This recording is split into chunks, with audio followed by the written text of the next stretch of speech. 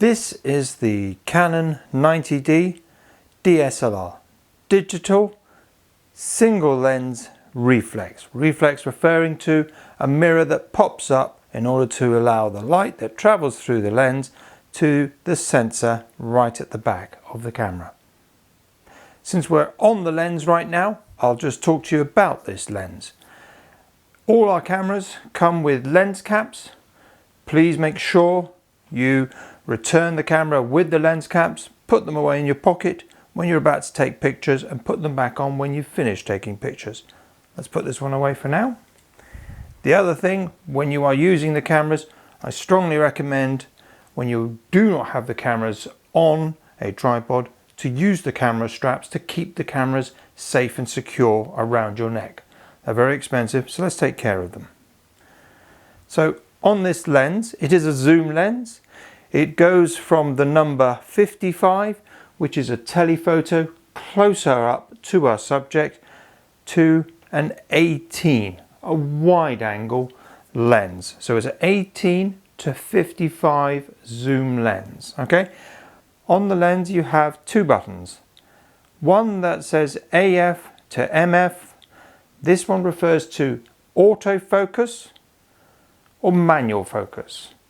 If you flip it over to manual, you can then focus on this ring right here all by yourself manually. Let's leave it on autofocus for now.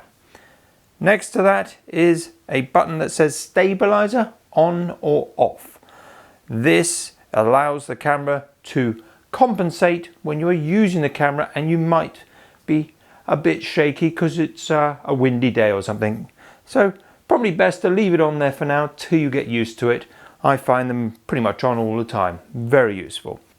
Next I'm going to talk about the basics of this camera, how to use it, and the key features you need to know about.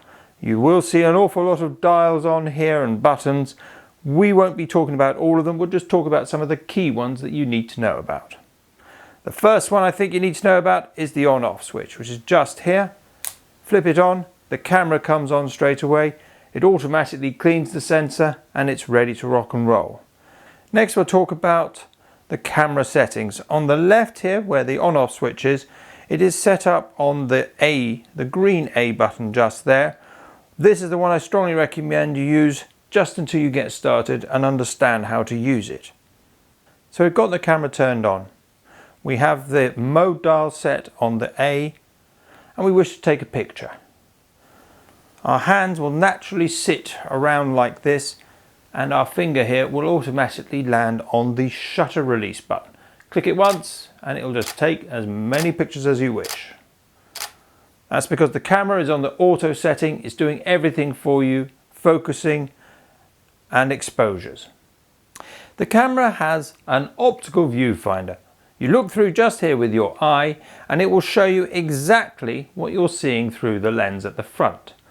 This is the best way to actually view your images and the most accurate way to compose your photographs and take your photographs. As you can probably see, it also has an LCD monitor here, which is very useful, but it's not as accurate in your exposure. And if you're taking photographs in bright sunlight, you wouldn't be able to see the image very clearly on here. The same as we do with our mobile phones. If we're in bright sunlight, we have to shield the mobile phone in order to see it in some cases. So let's use this screen. I can show you also the screen will flip out and rotate in many different positions. It is also a touch sensitive screen, so please be aware of that one as well, because you may accidentally change things. So clicking on the actual shutter button, nothing will turn up on here. If I want to use that one, I have to come to this button just here, where it says Start Stop. We push that in once, and it will now allow us to see what's on our LCD monitor at the same time. And we can obviously take pictures whilst we're there.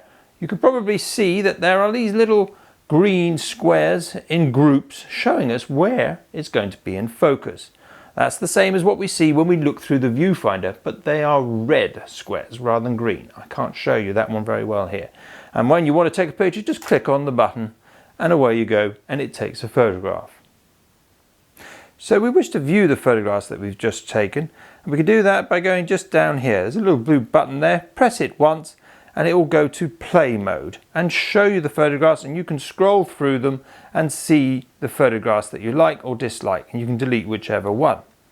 Whilst we're here, I'd like to show you the difference in quality between taking a photograph using the LCD monitor and using the viewfinder.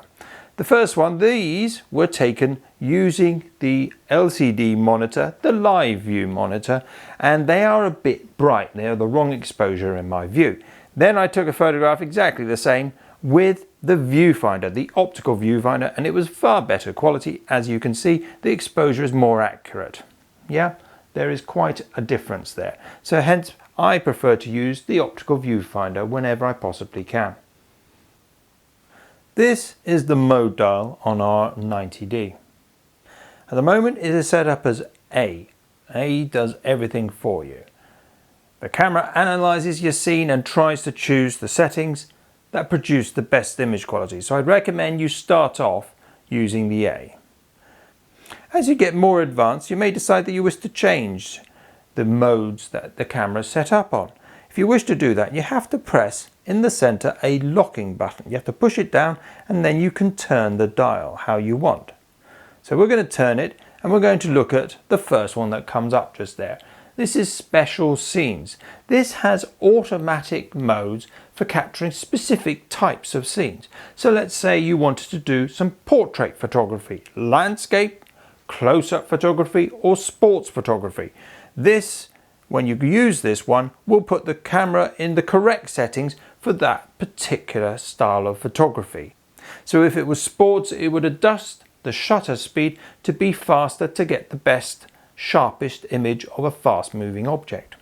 Next we have the funny circle one, which is a creative filter which permanently affects your photographs with a special effect on the photograph.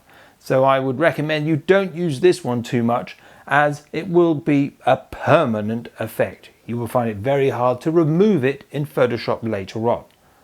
But I just want to make sure you know which one it is. Now this C1 and C2, they are custom settings that you can put into your camera and use. So we'll just leave those ones for now. And I'm going to turn it all the way around to P. P is the program auto exposure. The camera will select the f-stop and shutter speed to ensure proper exposure, but you can choose from multiple combinations of the two settings to get the best quality image. So it's a step up from auto. Gives you a little bit more creativity than the auto. Push the lock in again, go round to the one that says TV. TV is your shutter priority. The shutter is the noise that you hear when you take a photograph. And your shutter speed will be prioritized when you put it into the TV mode, and your aperture will be adjusted appropriately to go with the shutter speed to get the best. A shutter speed is probably one of the best ones to be used when you are taking sports photography, for instance, as it will be shutter priority. So you can choose the shutter speed that you want and it will change everything else for you. Pushing it in again, the next one to that is AV. This one is aperture priority. The aperture is a group of blades within the lens that open and close like an iris, allowing light in through the lens onto the sensor. So when you're in AV, it is aperture priority. Next is M. You've probably worked it out. M is full manual control. You can adjust everything in the M mode. So when you are perfectly happy using the camera in auto or shutter priority or aperture priority, I would strongly recommend you get into using the M as your main way of creating images. You have full creative control to get the best image qualities possible. Now, just to finish off with on the mode dial, there's a B. B is a variation of the manual mode. You can still control your aperture and shutter speed, but instead of setting a specific shutter speed, you hold the shutter button down for the length of time you want to take an image. So that would be very useful if you wanted to take a long exposure. So I'm just going to talk to you about this screen at the top just here and some of these buttons. Let's just turn the camera, wake it up. Now looking through here, it's showing us that the exposure is going to be very good.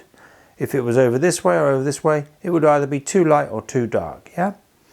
Next, it shows us that the shutter speed is 30th of a second, so it would be quite a blurry image if it was a speeding footballer or something like that. 3.5, that's showing us the aperture. The aperture blades, as we talked about earlier, are a series of blades within the actual lens. Next to that, it shows us that we can take well over 1,000 photographs here with these settings. So that shows us we've got plenty of memory left on the camera. Next to that is the battery indicator. It is fully charged at the moment, so you can see that it has all the bars indicating it's fully charged. Just about that, it shows us that the camera is not connected to Wi-Fi. This camera is Wi-Fi enabled, but that's for another time. Next to that, it shows us how it's going to expose the photograph. It is mostly going to be working out the exposure from the center. Next to that one is the ISO number, which we can also adjust just here. Further to the left, we have the drive. If we change that, we can adjust this to be either taking photographs at high speed or an individual photograph. It has lots of different options in there. And over to the left there is the AF, autofocus. Clicking on that means we can change the AF from one photograph to active servo, meaning following the focus of a moving subject, and one where it sort of like holds onto that focus and tracks with it, but will not stay with it continuously like the active servo. Active servo is best used for following a fast moving object continuously. This is the quick menu. If you click on it whilst the camera's on, it will take you straight to the menu showing your key features. I'm going to click onto that one just there. This is our autofocus. It's showing us that it will focus once, or it can focus continuously, or it's active servo. Active servo is one that you would use, for instance, for sports. So let's just press the back button just here. Next to that, let's have a look at this one here. This is the focus choice. You can choose which one you want to use, and it has a lot of wonderful different selections. There is a button at the top you can use as well, but this is easier to show you on here. And we can choose between a spot, and I can move this spot anywhere within there. I could choose a group, and I could move the group within here so that it focuses on that specific area. Really, really useful. Or another group, more in a group sort of thing. Very useful. Or this one is everything within the autofocus selection. This is the ISO. We can adjust our ISO either on the very top just here where there's an ISO number, or we can change it just on the screen with the quick menu. The higher the ISO number, the lower the quality really. So if you need to try and keep your ISO down as low as possible, do not leave it up here all the time, because you will probably get the wrong exposures in bright sunlight and it will be not very good quality. So I tend to prefer, depending on the photographs I'm wishing to take, to stay somewhere around here sort of thing. Let's press the back button. In conjunction with the mode dial, when you are changing things here, you can press the Q button just here and it will show you what you can adjust within the individual modes on the top dial right here. So here we can change putting the flash on automatic or off. We can change a creative choice of things that we want to use very easily and very quickly, all back to neutral. You press the back button very nicely just there. So I'm going to switch it over to special scenes, and if I wish to see what my special scenes are, I press this Q button right here. And it'll now show me that I'm in portrait mode at the moment. Let's have a look. Maybe I want to be in group photographs, and it will set up the camera automatically to take pictures. Maybe I'm taking a wonderful landscape photograph. It will set up the camera automatically. Or sports fantastic. It just sets everything up. You don't have to worry about it, and you can quickly move between them all very fast. And creative mode. Let's see what it looks like. Press the Q just there, and it shows us all the different filters we can choose. We can do immediately black and white. We can do lovely soft focus. We can do very wide angle fisheye. Lots of filters that are built in here. And if you choose any one, you just have to say OK, and it will take all the pictures that you are taking at that time with that particular filter put on. So you must be very, very aware about using any filters on here. Until you come out of filters, then it disengages it. Now this camera has a built-in flash gun, and if you decide you wish to use it yourself and the camera's not opening up the flash gun, then you can press this button just here. It will flip it open. But in the auto mode, if the camera decides you do not need a flash gun, it will not set the flash off, as you see. But if you put it into P, TV or AV, you have now overridden and said, I want you to use this flash gun for the photograph, and it will then use a flash. So you can have this as a slight fill flash. Very useful in those modes, but it will not work in the auto mode. Do make sure that you close down the flash gun as well, because you don't want to put it away with it sticking up like that. You will damage it. Next, if you've gone through your photograph and you've decided there are a couple on there that you don't want anymore, you want to delete them, you come down here. There's a waste bin, a blue waste bin symbol. Click onto that and it will say, do you wish to cancel, erase, or erase all? You click on erase all and it deletes that particular photograph. The camera is set up at the moment to take 2 different photographs of the same subject. They won't always be like that. That was just an example. So if I want to delete, I'm in the play button, press there on the waste bin and erase all, and it erases the copies that it has of there. Now we're going to talk about creating your own videos using this camera. In order to do that, we go up to this switch here. It says start, stop, and just above it there is a switch. You flip it over to the red symbol, which is a symbol of a video camera. You now see straight away that the camera is gone into the video mode, and it's showing us that it's in manual. It's showing us the amount of time that you can record on here, 8 minutes and 58. This is the quick button just here or here, which you can use, and it's showing us also that the camera is on full focus, active focus, and just below that it shows 50th of a second and f5.6. You will remember that the camera's shutter speed needs to be double that of your frame rate. We can talk about that another time. The great thing about this camera is its autofocus is also activated via the touch screen. As you can see, I am just clicking on the button and I'm moving from the Nikon symbol there to the lens cap on the Nikon camera. And just like that, it will move from one to the other very smoothly. When you want to start recording, all you have to do is to press the start stop. Now the camera is recording away. It's showing us in the top there that it's done 4 seconds, 5 seconds, 6 seconds, etc. Whilst it's filming, we can still change the focus. And it's instant. I think you'll agree that's pretty fast. When you finish recording, just press stop. Whilst we're here, I'll talk about the quick menu button. You can either click here or you can click actually on the screen just there. Within here, it shows us we can change the autofocus to be tracking, so it will track if you've got a person walking in front. It'll also do spot focus, which means it'll be a very small spot in the middle. The one that I was just using a moment, single AF point, so I can just position it where I want. And then this one is the wide one. It does everything within there. So we'll just take it out. Now you can see it's got a larger square there that it's focusing within.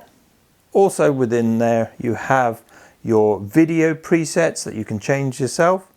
You can change how the digital image stabilizer works within here.